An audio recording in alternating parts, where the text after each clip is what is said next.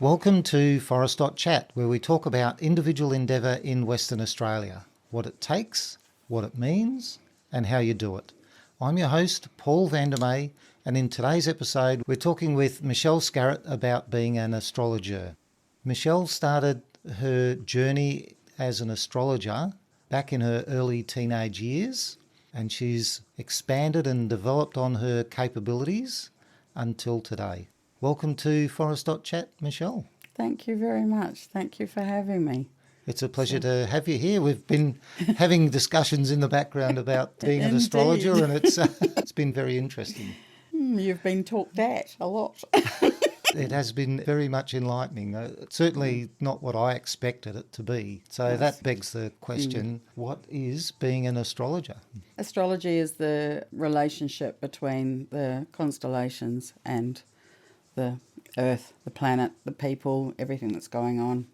And it's connecting dots because we are so impacted energetically by everything that is out there in the celestial. As we know, the moon moves the tides, and we are 70% water, so we're very impacted by the energy exchanges between the luminaries and the planets. And so basically it's a language of explanation. Astrology that I look into is the personality profiles, what makes you do what you do, how you do it.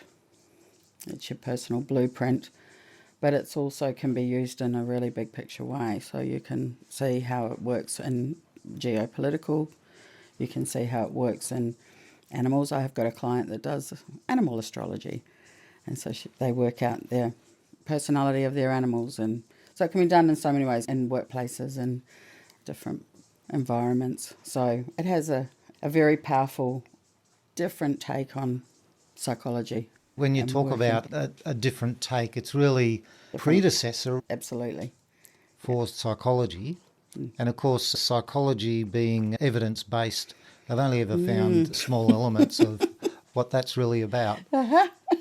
Yes, so it's being in sync with an environment. And one of the things that we've arrived at in our society at the moment is that we're not in sync. We're not in sync with any of the rhythms. And astrology is one of those very powerful moving and shaking rhythms that we need to align ourselves with and work in with. And so learning about astrology and learning about yourself and how you move in the world is a very powerful tool. Very powerful tool. It's like the keys to your personality and to your life. It is the key. It's the blueprint. And everything has a blueprint because everything is of nature. So when you use astrology as a vehicle for explanation or language or communing or trying to realign back into that rhythm, you're connecting back to your power. Yeah, it's really powerful. You talked about energy, and energy is power. And it enables your personal power as well, by the sound of things. Very much, very much. For generations, when we talked about this earlier, we use astrology for gardening. We plant by the moon.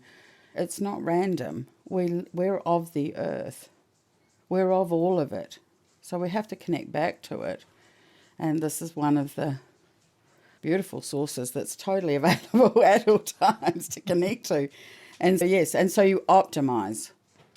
As we've spoken about before, it's the prediction side of it is being run with, and it's created a misalignment about what astrology is about, but it's actually about optimising your potential, whether that's gardening as an individual in the workplace. Yeah, it's harnessing. The prediction side is almost the fad side. It is very fad, and it has nothing to do with what its original uses are. It's been taken over and used to manipulate, really. But yeah, it's amazing when you actually are harnessing and living in your potential, or recognising where your strengths are and weaknesses so that you can actually overcome them, because it's a completely self-contained unit. And then what tools do you get to work with as an astrologer? Initially, when I first learnt it, we had to create our own charts from scratch. And so that involved an ephemeris and a table of houses, because you're using latitude and longitude, exact time of birth, the distance from Greenwich Mean Time, Time-wise, it's a lot of calculations and a maths equation like no other, because you're doing time, distance, latitude, and then we draw up the chart from scratch.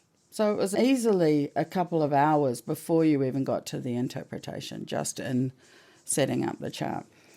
One thing I love about modern technology is now we can just pop it into a program, pop all the information in, and it spits out the chart. You've still got to do all the interpretations yourself.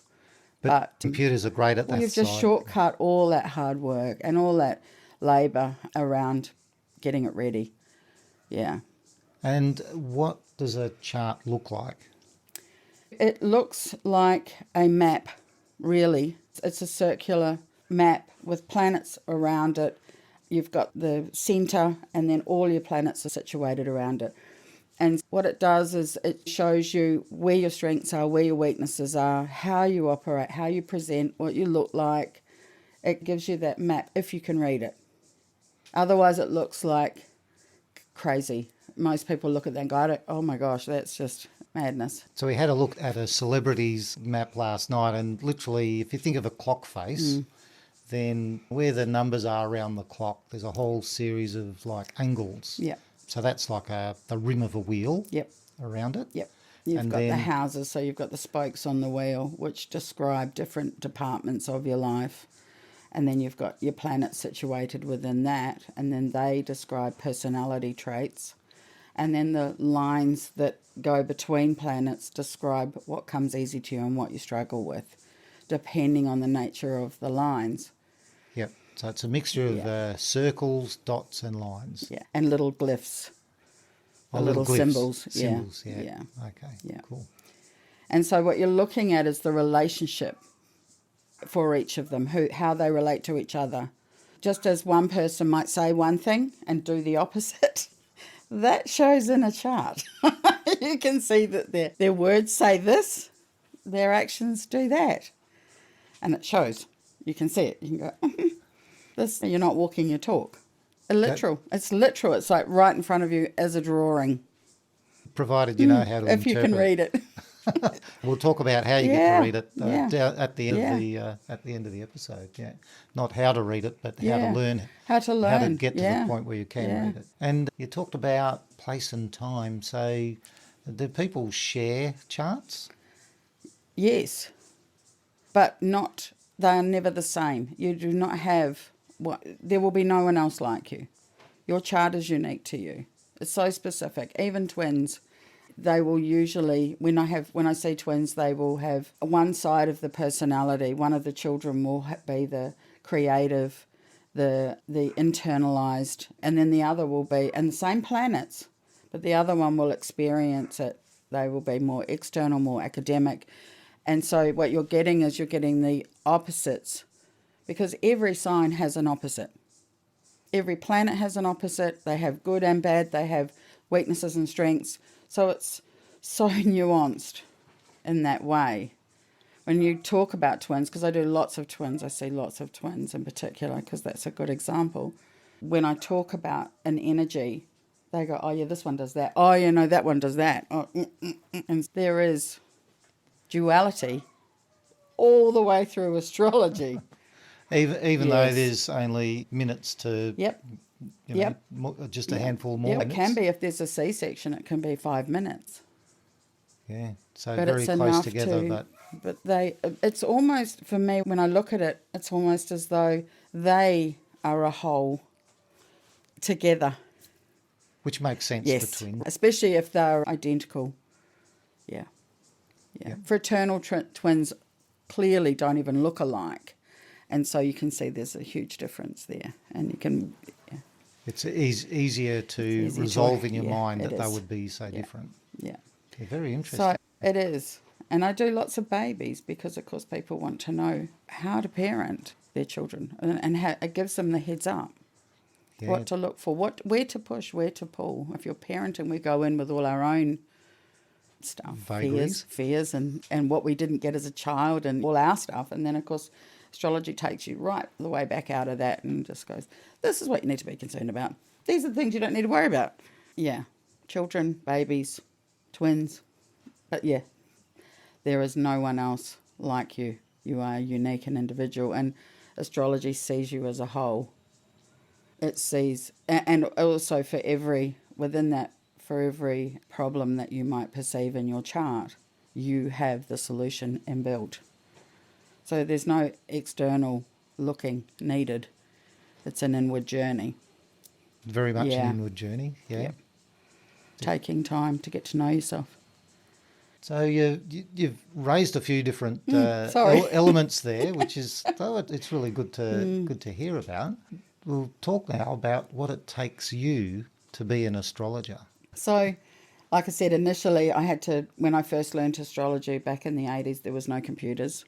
So I had to learn how to do all those calculations and understand all of the maps and bits and pieces. And nowadays I don't do that by hand. I have a software program that I particularly like and use. It's the interpretation that is the most amount of work. And you have to have a keen interest in people. You have to be interested in their psychology or psyche or why they do what they do.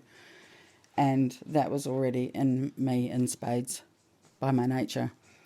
I also am interested in history and mythologies and other learning. So I read a lot, I research, and so it's piecing things together. It's looking at things from a different point of view, and it's also coming away from sometimes the emotion of something and seeing what it actually is as it is. So yeah, it's a type of thinking, I think, too, to think a certain way. You have to be open. Being open, that's a pretty amazing thing to be able to do, because when you are open, then you seem to see so many more different connections. Yeah, and question. I could open one section of astrology. You could read one thing in one book, and 30 other books are going to have a different variation on that thing. So you have to be able to look at all of that and find how does it actually apply to that person. So everything joins up. Not one part of your chart is a monolith to any of the other. There absolutely has to be connections made, and so sitting in the energy of someone else helps. And we talked about that earlier, but I feel into that person and I see the interconnectedness when I'm looking at a chart. I ask questions. I don't just charge in and go this and this, because it's a conversation. I'm not predicting. What I'm trying to do is help iron out how you got where you got and how we're going to get you where you need to be. And so, yeah. But having an interest in learning about people and society, geopolitical astrology is fascinating. You'd have plenty to work on now. I actually went and did a year's study and prepped for this in 2019. Wow. I actually, because it's never been my bag. I've always been into the interpersonal astrology, but I knew what was coming, and I knew that it was going to be big, and I knew that I didn't have enough political knowledge, so I just did a year's study with a mentor in Costa Rica online. So I never stopped learning, and I never think I know everything, because I know nothing in the grand scheme of things. That's the other thing. I think in order to be in astrology, you have to admit that. No matter how much you think you know, you don't know anything. So stay with that and you'll do fine. Yeah. Always be willing to learn, because like I said, each person is a unique universe. So each person is an opportunity to learn and grow. And we're stronger when we do that. Yeah. Yeah. It's just, it's that fascination. So what you've talked about, you mentioned about doing a year's worth of study back in 2019. What skills did you use to identify that you needed to do something like that? So when you're looking at people's chart, so one of the things that I do is not just the astrology of a person. I look at what they are transiting through, who they are becoming as people, because we're not stagnant. We keep moving and growing. So people were checking in, and I was looking at the astrology anyway, because we're looking constantly to see what energies we're working with, and you're relaying that back to people and say, actually, this isn't personal. How you're feeling is a series of things that are going on. They are particularly oppressive at the moment. We'll be out of it by this date. And this is the only type of prediction I like to do, is go, look, on this day we're going to change science and you're going to feel a whole lot better. But it's not sweeping kind of prediction. It's more understand you're in a flow. There is movement that is extraneous that we can't control. This is how it works, and this is the impact that it has on you personally. So I could see trends that we were leading into some really big global things. But it had nothing to do with what it was purported to be about, because it was a financial takedown in the astrology. And so I kept seeing that and thinking, what am I missing? What is it that I'm not seeing? Because I keep seeing a money thing, which it was and has been and still is. Definitely. Yeah. The last few years have been quite the roller coaster Yeah. ride financially. Yeah. So really it was a case of you... So I realised that I did not have enough knowledge politically as well, and also that political astrology has not interested me enough. I didn't know enough. Every country has an astrology. Big cities have astrologies. We actually have a type of astrology called astrocartography, which is the astrology of place. And I could put your chart over the top of the world map and tell you where the countries are that you're going to do well in and where you're also going to suffer and struggle with, and it's not going to be fantastic. So it goes right out into all areas. And so I had to get way in there to understand what was happening in the world. And yeah, it was intense, to say the least. I'm sure the process was. But it was confirming.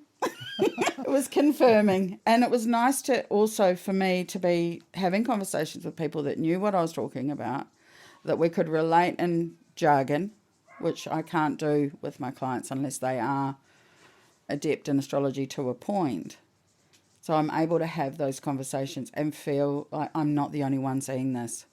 I'm not the only one that's witnessing what I'm seeing. Yeah, so in real literally it was time. a case of you exercising your skills of observation that allowed you to see something that was going on. And flesh it out. And then fleshing it out, yeah. Flesh it out and get right underneath it. We've had a look at what it takes. We'll have a break now, and after the break, we'll have a look at what it means.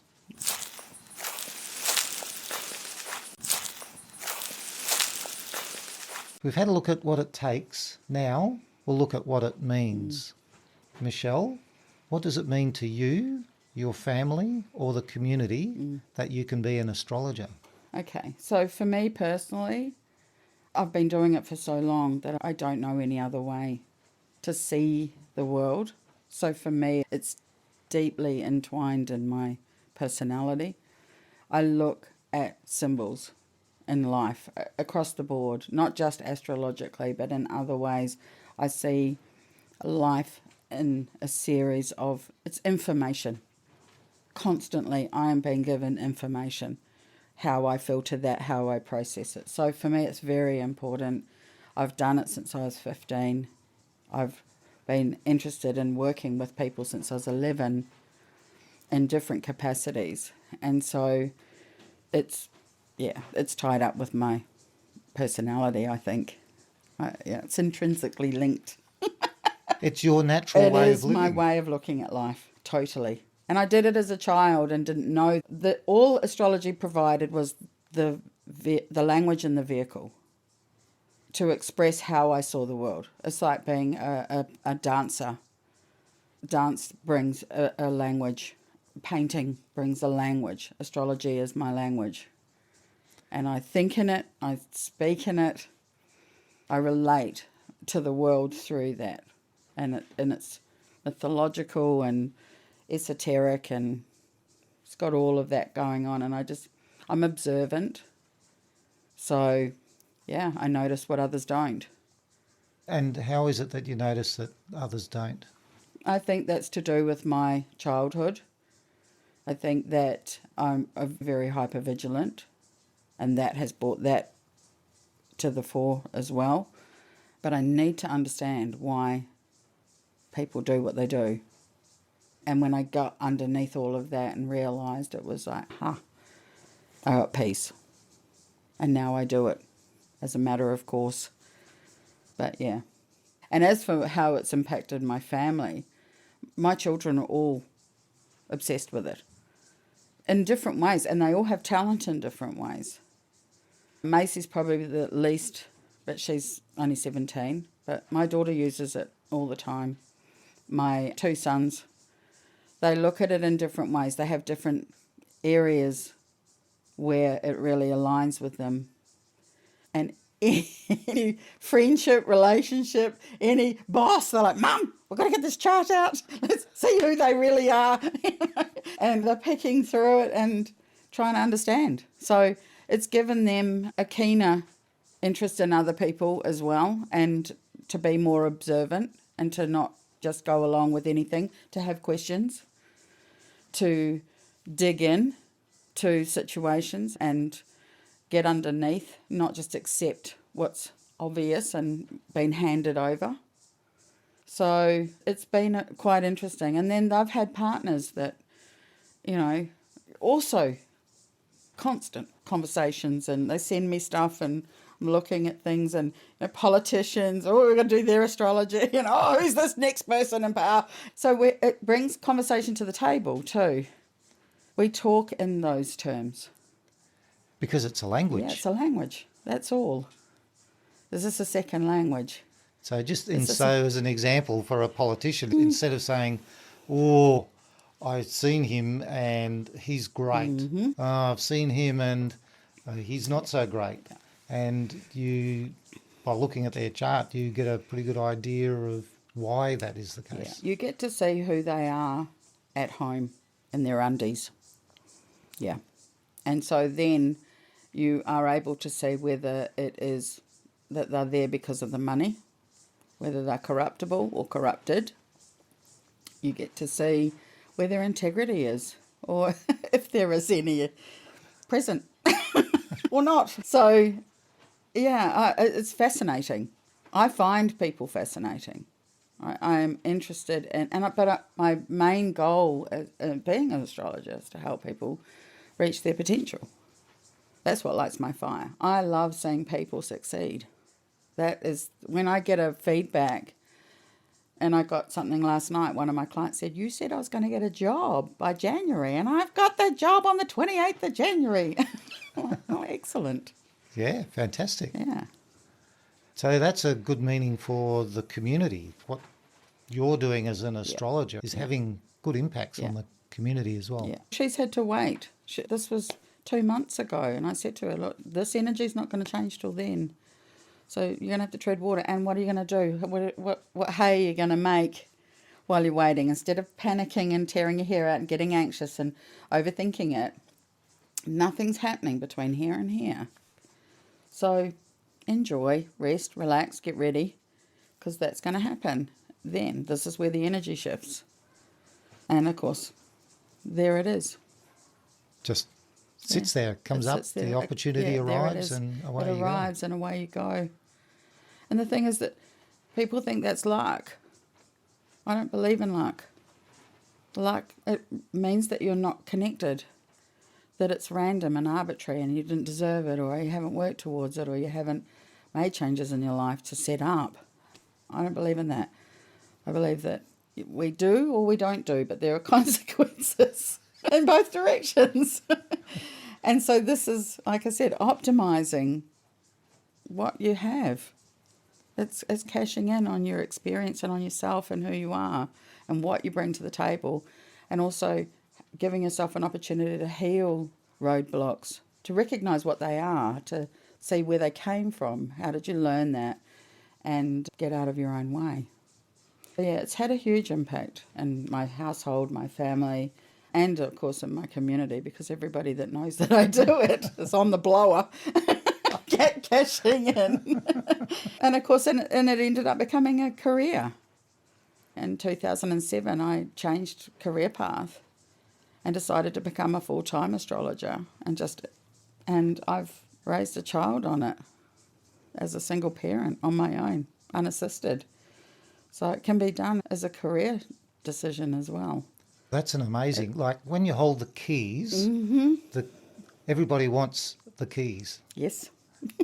And not everybody gets there. No. And the thing is that some people's blockages are bigger than their capacity to see what they're good at. And I think one of the things about our society is that we focus on what we're not. We're taught to focus on what we're not good at. At school, you've got to get better at maths. Maths is never going to be my bag, so I'm going to focus on what I'm actually good at and make that my thing, rather than drag myself and drain all my energy, forcing myself through a meetments to learn something I don't love and I'm never going to use in my, whatever that is, whatever that skill set is, whether it's maths or sciences or whatever. It's about finding your lane that totally resonates with who you are and why you're here, and then living that to the absolute optimum. And then you're in grace. Because for me, being in grace means to be in flow. Life happens for you, not against you, because you're totally you're walking your story, you're walking your truth. Yes, the community cashes in. They love it. My friends are like, what's going on? It's Mercury retrograde at the moment. Yes. And then my clients and colleagues, yeah. There's so much meaning in what you're able to do as a astrologer. It's amazing. We'll have a break now, and after the break, we'll have a look at how you do it.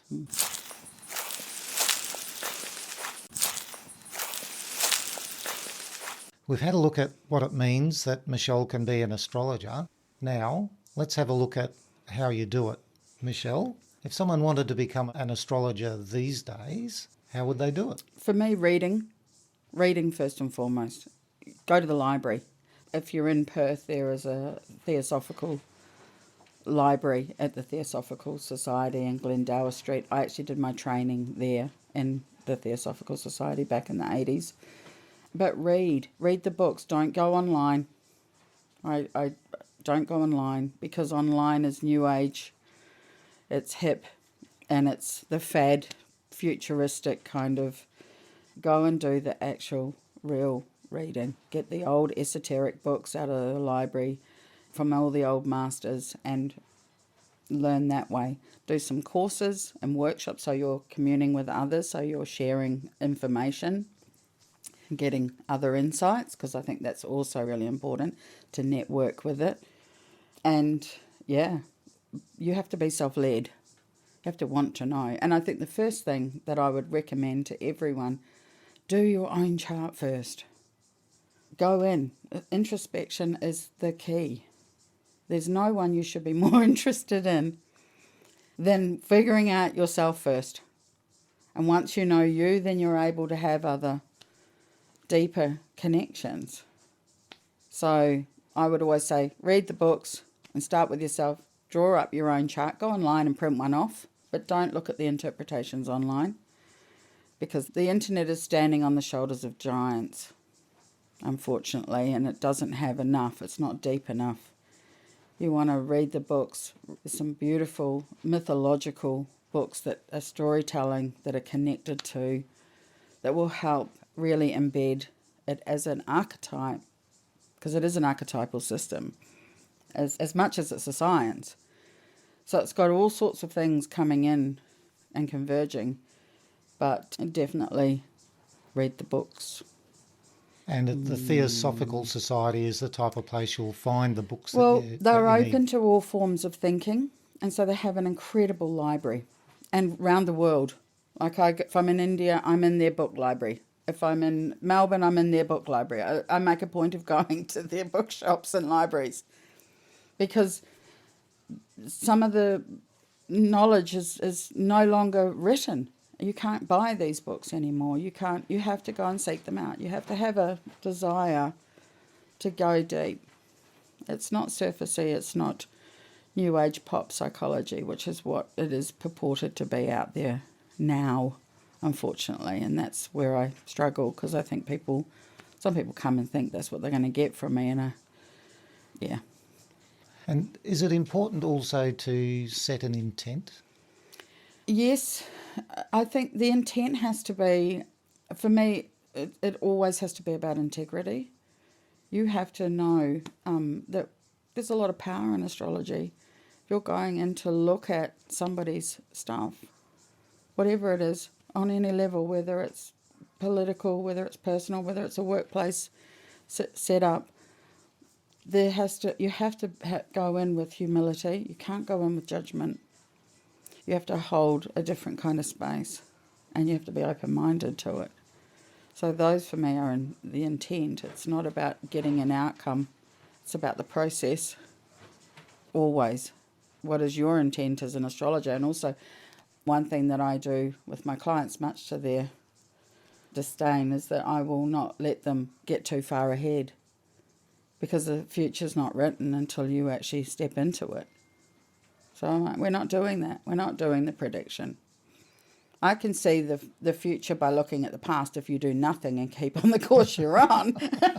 And in reality, if you look back at your past, you'll see the future if you do nothing. Yeah, that's exactly right. Right, I can absolutely see that the future's going to look exactly like the past. But I don't put them too far into... There's things they don't need to know straight off the bat. It's a process of healing, so that, because people want instant gratification. We're in a society of instant. I want it immediate. I want my spirituality. I want my this. I want my that. I want to do this and that. And it's actually, if you don't heal this, you don't go any further. So here we go. This is what we're going to do today. This is what we're going to focus on. And until this is moved, it's an anchor. Like mastery, Yes. You aren't made a master, you become a master through what you've done. Yeah. And you've worked up through steps from knowing nothing to knowing a little bit, to knowing more, to being competent, to being seen by others to be more than competent. Yeah. And then even from there, you're not there at master stage yet. The master stage is when you do it without even realising that you've been through the calculations. Yeah. And I think because we're in such an instant gratification kind of society, everyone is just, fix my life. Here's my astrology. How can I get from here to there without doing any work on myself? You've come to the wrong girl. I am not your person, and this is not your day. Because there's a long journey here, and you've bypassed it for 28 years or 30 years or 40 years. So it's still waiting. It's still here. And you're behind the schedule. You are now behind the eight ball, yes. So, yeah, it can be confronting. It can be confronting. And sometimes I'm pulling up stuff in astrology that people have hidden from themselves because they can't bear it. It's been too painful. So, there's lots of things that you have to be really delicate with and how you approach. And I generally wait to be invited. I wait for someone to come to me and say, this is happening and I need help. And I'm like, that is this. And here we go. Down we go. So, yeah. You can't put a bomb. You can't throw a grenade in someone's backyard. Yeah, no matter what. That's why I asked the question about intent. Yeah. Where you take this, what are you using it for good or for evil? Yeah, for good. Always. Yeah. You want to optimise and have someone reach their potential with as little pain as you can manage. Yeah. It's not always the case, and there is lots of tears often as people realise how they got where they got or what's involved or any of those things, but it's revelationary. And also, the other thing is there should be no surprises in terms of there should be nothing that an astrologer or any reader, I'm going to say that, no one should know more about you than you do. They should be confirming. There might be some confirmation you didn't want to look at, but it is confirming all the same. There should be no part of an astrology session where you go, I don't relate to that. That's a sign you're not with the right reader, the right astrologer. Because every bit of it you should go, yes, I identify with that. and that is problematic. Or, yes, I know I'm good at that. But like I said, going back to what I said about we're focused on what we're not, so many people are so preoccupied with their flaws, they're not optimizing their potential. And I like to swing the pendulum back and go, look at this. This is so cool. You've got this. Oh, you lucky duck. Stop doing that. Get out of that. That's a waste of time. Get over here and look at this. Yeah, because we're conditioning. Parents drum into us what we're not. Oh, you're not doing this properly. So we spend years going round in circles in that hole, missing all the other beautiful potential and opportunity. And astrology has it laid out there for you. Actually. And I hold it up and I go, look, it's in black and white. I have a visual representation of that. You can't get out from under it now.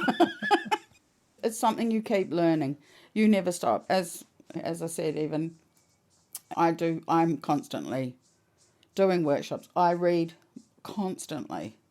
I'm in podcasts. I'm listening to other astrologers. I follow some astrologers that I think are really good around the world and their sites. I'm constantly tapping in. It's a growth thing because you're never going to know everything. There's no end to it. Every person is a universe. There's how many billion people out there? Everyone's an individual. Yeah. Everyone has their own Role journey. too in that collective. Think of them as we're all singular cells, part of an entire organism. Yeah. If someone was out at the far ends on the outside of the universe as it's known, looking back in, we're amongst the smallest of the particles. Exactly. Yep, that's exactly how I see it. And of course, astrology, it's a mirror. It's like the macrocosm and the microcosm. Yeah. So macro being the collective. The collective, and micro being the individual. And this is why when we went into all of this crazy and everyone's running around like headless chooks, what do we do? What do we do? The world's henny penny, the sky is falling. I'm like, you have to do you. You have to heal. The world is a mess because we've got 7 generations of unhealed individuals all running around, all caught up in our own spiral of chaos, whatever that might be, whether it's in our personal life, whether it's in our political life. Across the board, it's the way we live on the earth. The disconnect is huge. So when we start healing us and we start looking at ourselves, we automatically heal our immediate environment, our friendships, our siblings, our parents, our partners, our children, but it goes out into the community because they go out into the community. And so it's a Mexican wave. And so for me, the answer to all the crazy is to come in, because if you are in alignment here, you're not going to say yes to something discordant out there, whatever that is. You'll be able to identify. You'll be able to doesn't identify align straight with away. What you need yeah, to be. Totally. You won't be bamboozled because you're in here going, oh. I'm confident. Yeah. I know what I'm doing. But also, I wouldn't do that to myself. Why would I do that to someone else or a community of people? Or we have lost, we're so disconnected. So we agree and go along with things because the spruikers, we just don't stop and go, how do I feel about that? And if you're disconnected, you don't know how you feel. You don't. Yeah. And it gives you a mirror and another way, a positive way to see yourself outside of yourself from someone who doesn't know you from a bar of soap generally, because I have repeat clients, but I see people every week that I've never met before, and they walk into my house, sit down, and I just unzip them and go, look at all this exciting stuff. What do you want to do with it? How do you want to go forward? Are you living your best life? Probably not. Let's help you get there. Probably not, because we've not had tracks and trails and rails to actually guide us to... No, like I said, there's 7 generations of trauma. Everything's just been handed down, and one of my favourite quotes is, there's no away. You can't throw anything away. You can't walk away from anything. You take yourself with you everywhere you go. rubbish keeps turning up, if we throw it away, there's no way. We have to deal with it. That's it. It's responsibility. Every single footprint, we cannot be disconnected. And that requires work and conscientiousness, which is easier said than done. But, here we are. Thank you very much for being on the show, Michelle. My We've already pleasure. had hours of chatting. This is just the short version. Yes, thank you very much for... Oh, thank you for having me. I really appreciate it. It's lovely to have this conversation. And all Forest.chat listeners wish you all the best with your future endeavours. Lovely. Thank you. You've been listening to Forest.chat, where we talk about individual endeavour in Western Australia, what it takes, what it means, and how you do it. I'm your host, Paul Vandermeer, and in today's episode, we talked with Michelle Scarrott about being an astrologer. Remember, there are 4 ways to get involved with Forest.chat. Share the domain Forest.chat with your friends and family and people you meet. You get early notice of the episodes when you subscribe to the email list. Listen to the episodes at forest.chat/episodes. If you do something that other people may want to do or other people find interesting, then book an interview at forest.chat/interview. If you want to support a local business, book an advert at forest.chat/advert. I'm looking forward to joining you with our next guest. Until next time, enjoy making it happen.